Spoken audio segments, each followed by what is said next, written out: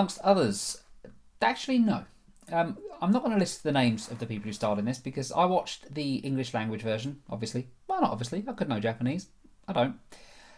But I feel if I did, it would be a slight against the Japanese voice actors as well. So instead, here's a picture from Wikipedia. Should be able to see that now over my voice. Of all the people that were in the film who did the English language version and the original Japanese one. So starring these fine people. Directed by Junpei Mizusaki, off of a screenplay by Kazuki Nakashima. And I'm terribly sorry if I got those names wrong. I probably did. Hope I was at least close. This is my review of Batman Ninja. I, Lord Batman.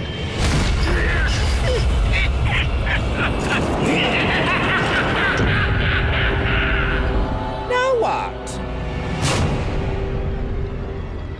Okay, so I'm going to say straight off the bat that my views on Batman Ninja, my thoughts of it, are a little bit mixed. But I'm going to start with what I liked, because there was plenty here that I liked a lot. Some of it I loved, in fact.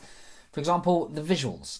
Visually, this film, for the most part, is stunning. The animation here is absolutely fantastic when it sticks to one style of animation. There's moments here where it switches that style and it changes it up and it becomes more distracting than anything. But when it's in the style it's in for the majority of the film, this is just a stunning looking film. Absolutely stunning. The music as well, the score in this, wow. There were so many moments in this where the music just did what it's supposed to do. It helped the scene. It made it more dramatic. It felt like I was watching something epic. And yeah, a large part of that was down to the music and down to the score that was used here. The voice acting as well is, for the most part, across the board, pretty great. There's standouts. Batman's voice is brilliant. And again, this is the English language version. I don't know about the Japanese, maybe completely different. But Batman is great. The Joker is absolutely fantastic. And Harley Quinn as well. It's a really good voice for her. It's quite true to the voice that we know of her. And in fact, all three of them are really. But yeah, great voice acting here. Really, really good. But the plot then. Man, this is nuts. Batman's one of my favourite superheroes, I think. I prefer the Marvel movies at the minute, but my favourite superheroes ranked probably Batman, Superman and The Flash. Batman and Superman can swap a little bit, but they're all DC. So I've seen a lot of Batman things. I've never seen Batman like this before. This is an entirely different take on this character, and it's refreshing to see him somewhere completely different. So what happens is Gorilla Grodd, you may know him from The Flash, he's the giant gorilla, obviously, it's in his name. He accidentally sends everybody back in time to feudal Japan. And all of the main Batman players are there. So all of the good guys, all of the bad guys.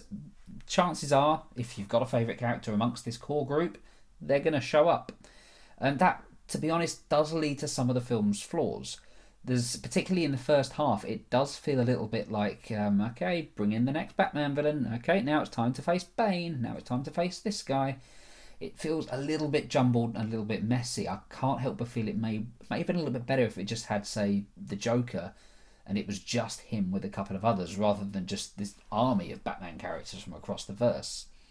But saying that, I liked the first half of this film a lot more than I did the second. The first had me.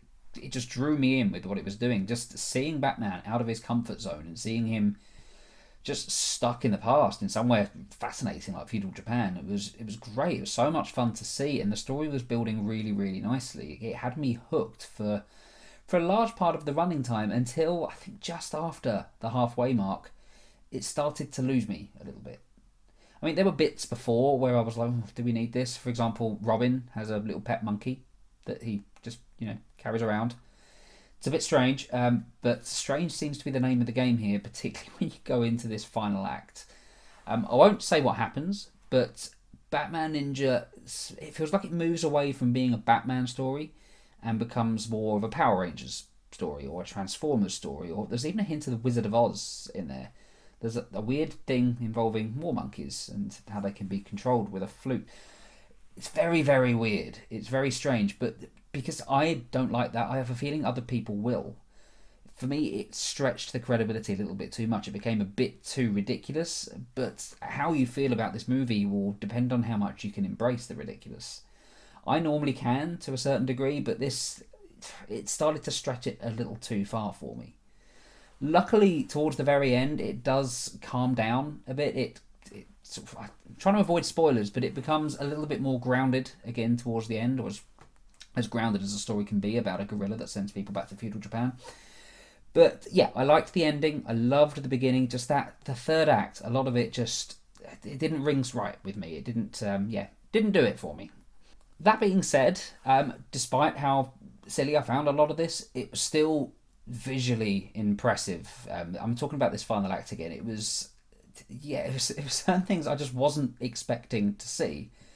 And while I still don't think it makes for a particularly polished Batman story, I'm still pleased. I saw a lot of the stuff here. It was ridiculous, but in a great way. It stopped me from taking the story seriously. But yeah, at the same time, I still had fun with it. That's what Batman Ninja is. It's a great deal of fun. Also, I'm not sort of big on anime. I've always wanted to try and get into it, but I just haven't got around to it. I've got Your Name to watch here. I've got it somewhere on the shelf over there. I really want to see that. Spirited Away, I keep hearing how good that is, so I do want to experience more anime. And if there's anime I should watch, just let me know in the comments. Tell me what I should give a try, and I maybe even review it, because I want to see more of it. But yeah, I'm not overly familiar with it, so I don't know what this kind of borrows from anime. I don't know whether the fact that it all gets so grandiose and crazy is an anime trait or not. I'm completely oblivious and ignorant to anime, so please do fill me in. Let me know. But if you're a Batman fan, I would urge you to watch this. I would urge you to give it a try. As I say, there's a lot I liked about it. I didn't think it was perfect. I've got quite a few issues with it, but I'm definitely pleased that I saw it. It's an experience. I'll certainly give it that. I'm going to give Batman Ninja a 7 out of 10.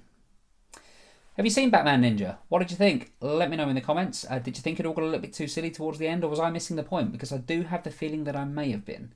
I feel that this is exactly what it should have been, and I just wasn't ready for that. That's my theory, at least. I was hoping I'd enjoy it more than I did, but still, I had a great time with it. You can follow me on Twitter, at JoePJulians. Feel free to hit like and subscribe. Doing either or, both even, would help me out. It would be very nice of you if you could. You can follow me as well on the Stardust app. My username there is just JoeJulians. And there'll be another Movies at 20 review coming on Friday. I'm just about to sit down and watch that now, actually. I hope it's good. It's got Denzel in it. Can never go wrong with a bit of Denzel. But yeah, thank you very much for watching, and I will see you on the next video.